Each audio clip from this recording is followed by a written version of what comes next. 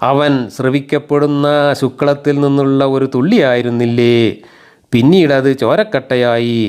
എന്നിട്ട് അവനെ അള്ളാഹു സൃഷ്ടിച്ചു ശരിപ്പെടുത്തി. അങ്ങനെ അവൻ അതിനാൽ ആണ് പെണ്ണ് എന്നീ 2 ഇണകളെ ഉണ്ടാക്കി. അവൻ മരണപ്പെട്ടവരെ ജീവിപ്പിക്കുവാൻ കഴിവുള്ളവൻ അല്ലേ. ഇതാണ് കഥ. എന്താണ് ശുക്ലത്തുള്ളി?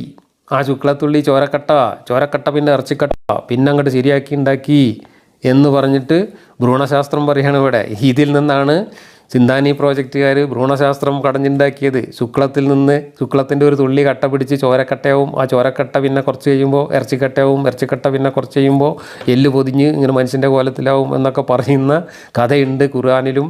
അത് വിശദീകരിക്കുന്ന ഹദീസുകളിലും ഉണ്ട്. 40 ദിവസം ഈ ശുക്ലത്തുള്ളി അതുപോലെ കിടക്കും, പിന്നെ 40 ദിവസം ചോരക്കട്ടായിട്ട് കിടക്കും, പിന്നെ 40 ദിവസം ഇറച്ചിക്കട്ടായിട്ട് കിടക്കും എന്ന് പറയുന്ന വിശദീകരണം ഹദീസിലുണ്ട്.